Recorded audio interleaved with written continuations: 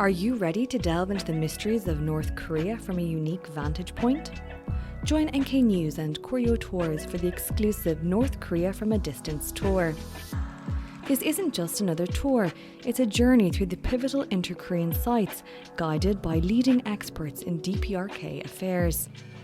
With North Korea's borders closed for over 4 years, our carefully crafted itinerary offers you a rare glimpse into the region's complex dynamics. Experience an array of border location tours, engage in enlightening briefings, and participate in Q&A sessions that promise deep insights into the realities of North Korea. Plus, seize the chance to cultivate valuable connections within the vibrant North Korea watching community. Whether you're a scholar, a journalist, or simply a curious soul, the North Korea from a Distance tour is your gateway to understanding one of the most enigmatic countries on the globe. Spaces are limited for this unique educational journey. Don't miss your chance to be part of this exceptional experience. Visit NK News or contact Koryo Tours to reserve your spot today.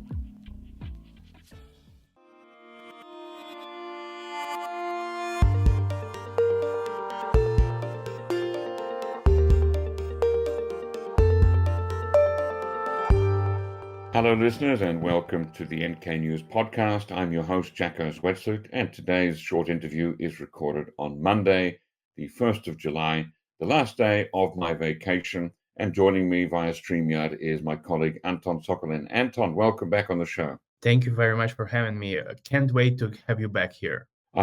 I'm sure. Okay, tell me what's been going on in North Korea. What are the big stories this week? Well, of course, there is plenty of stories. It's pretty much like every week. Our listeners know it very well. But this time, I think it's worth going over a few key developments. So, for example, we have this new party plenum that is ongoing right now. It started over the weekend. And there's not many details, particularly about what the plenum is about, but we can see that... Wait, hold on, just briefly. So remind our listeners, what actually is a plenum? What does that mean? Right. Sorry. To be precise, absolutely precise, is the 10th enlarged plenary meeting of the 8th Central Committee. So it's a party meeting, the Central Committee of the party, and it's one of the highest decision-making bodies in North Korea. Apart from the party Congress, it's another thing, another convention where North Korea decides on its key policies and key developments or decide certain reforms. And right now we are having this plenum in session. Now, is that the same as the kind of meeting they had last December when Kim Jong Un announced his new stance on unification? Was that also a plenary meeting of the Central Committee? That's a very good question because, yes, indeed. As of recently, North Korea has been having these plenary meetings twice a year. And usually it takes place around the end of the year, so let's say December. And the other one, usually midsummer. So here we are having it in the end of June, early July. That's pretty much standard right now. And if we are going to cover what exactly is being done there's not much information at this point, but we know that probably they're going to review their economic reforms, and the focus will be mostly on economic development because previously, during the previous plenum, Kim Jong Un unveiled his 2010 policy. And the 2010 policy, it's a policy that aims to develop backward regions of North Korea by building production facilities, improving infrastructure, etc. So most likely, this plenum is also going to touch upon these points.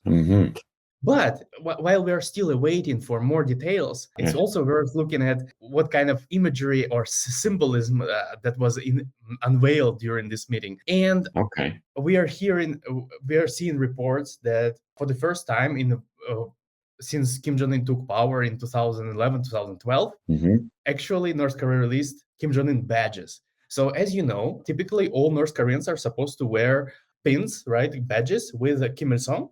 Originally. And then after the death of Kim Jong-il, his successor, they added Kim Jong-il as well.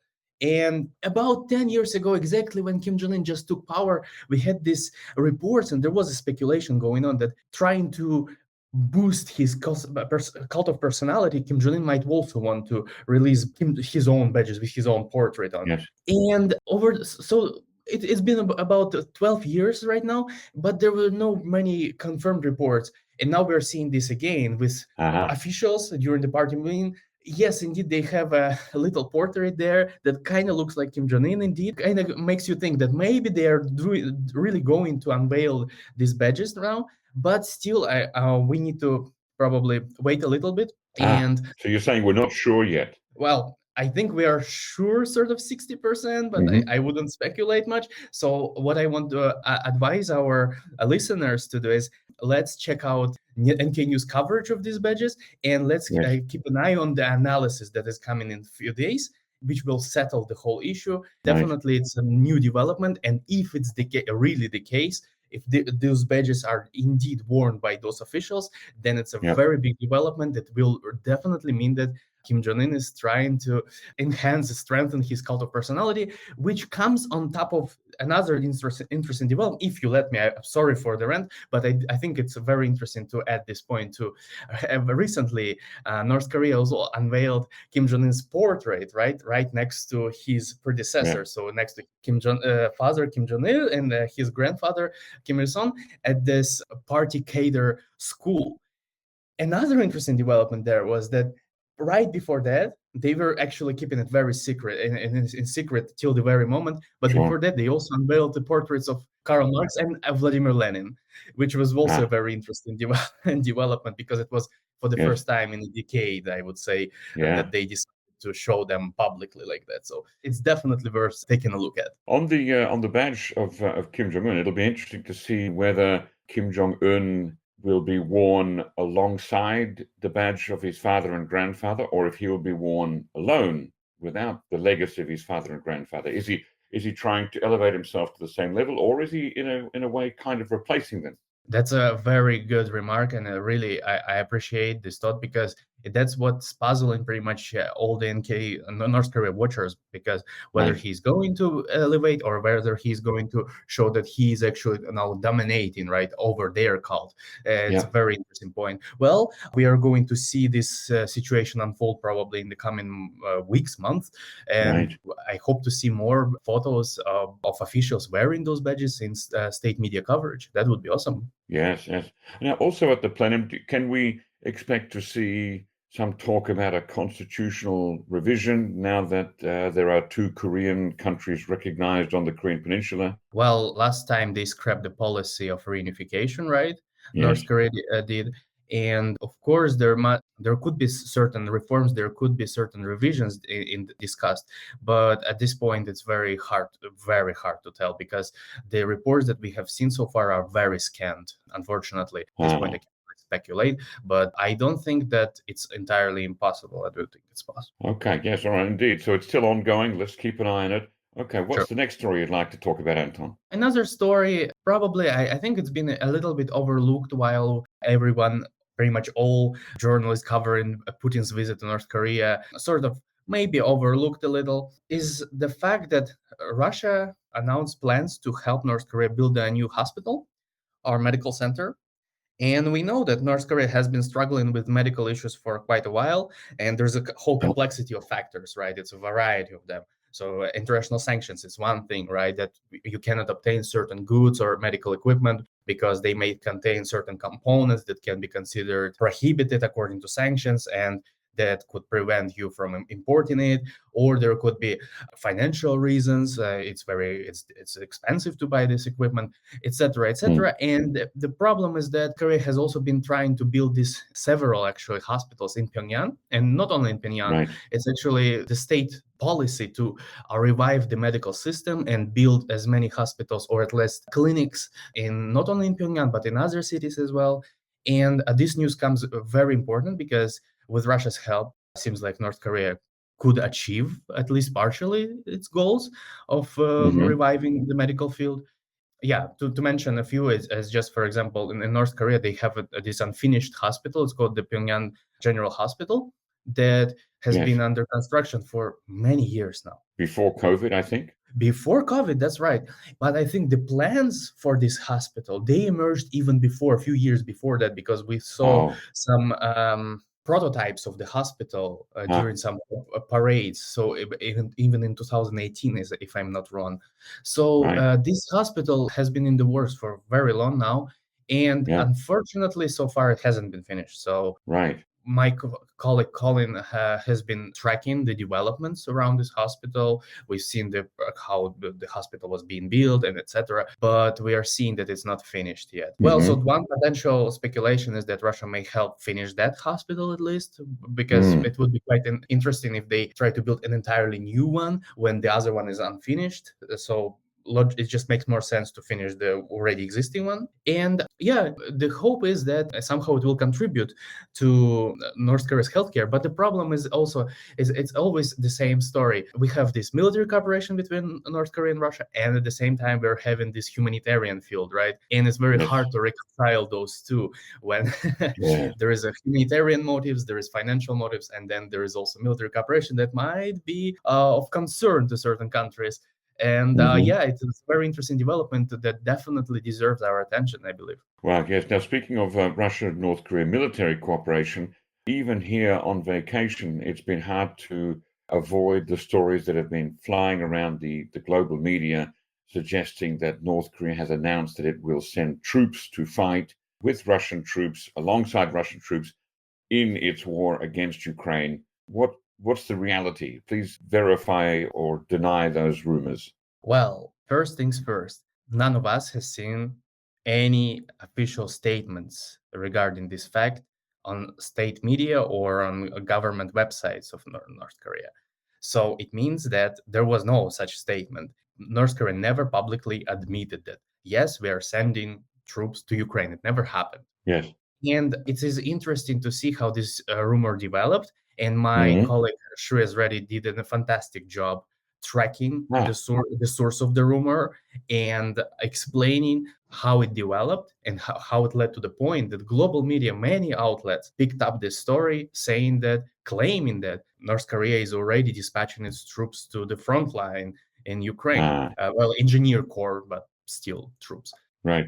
To start with, it all developed with a report in Choson-ilbo, the South Korean media, where it cited an unnamed official, government official, saying that North Korea plans to dispatch these troops already this month, July. Again, so it's an unnamed official from which government? South Korean government. Okay. I think it was South Korean government, if I'm not wrong. But the problem was that it said that North Korea plans to dispatch next month. There's no confirmed plans of we don't know of anything about it.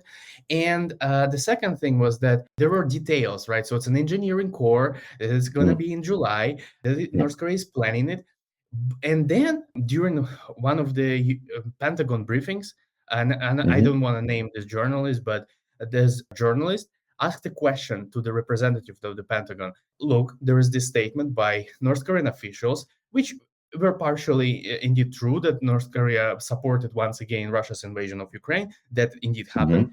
And tying this statement to the claimed fact that the North Korea is dispatching troops, this journalist asked for comment. And of course, I understand the position of this regular government official. When you are hearing these unconfirmed reports, you don't really know the situation. Maybe you haven't seen them. Maybe they haven't reached you yet, right? Maybe you don't know. Of course, you say it's worth keeping an eye on it, but I cannot confirm or verify, but it would be a very important development, and we're definitely tracking it.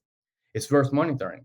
And then the same journalist asked the exact same question at the briefing for the U.S. State Department, and it received the exact same response. But because this was public, and because it was mentioned also, this whole saga was mentioned as a background information in a different report by different media, the story started gaining steam. And basically, we've seen a typical snowball effect or broken phone situation, just one thing got mixed with another, and it developed into a story that North Korea is sending troops to Ukraine, which is not true yet. Okay. And we have to say that it's yet because we are still monitoring. It's a possibility. It potentially could happen, but we haven't seen signs of that yet. What about, instead of troops or engineers, construction workers? Is there any verified account of North Korean construction workers going to the occupied areas of Ukraine? Multiple rumors, of course. Yeah. Also, a lot of speculations, indeed. Right. And it still remains a possibility because even North Korea said that they could do that. As far as I remember, those occupied regions of Ukraine also mentioned that they would be interested in having those North Korean workers. And again, when we are talking about the situation, soldiers can be masked as engineers can be masked as construction workers. There's a whole array of opportunities to hide these activities or present them in a certain light. But of course, we have no confirmed information about this as of the moment. And we will definitely monitor it. It will be interesting to see how far this military cooperation between North Korea and Russia can go. Once more, a reminder that slow, careful, methodical, responsible, and rigorous news reporting is essential when talking about North Korea, because otherwise it's very clear that a half report or an unconfirmed report can very quickly be picked up by the media and circulated around the world before anybody knows any better. It's a common problem we see almost every week in reporting on North Korea. So thank you to you and to Shreyas for doing the work on verifying and clarifying that. All credit goes to Shreyas. He did a fantastic job. Excellent work, Shreyas. Okay, well, that's where we will finish for today. Thank you very much, Anton Sokolin, for joining me here on the NK News podcast. Thank you very much.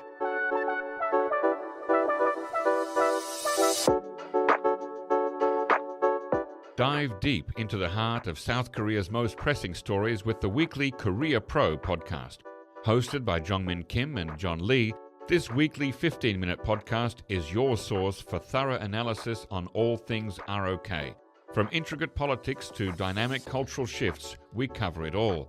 Tune in every Friday on KoreaPro.org, Apple Podcasts, Spotify, or wherever you listen to podcasts. Korea Pro Podcast, insight, not just information.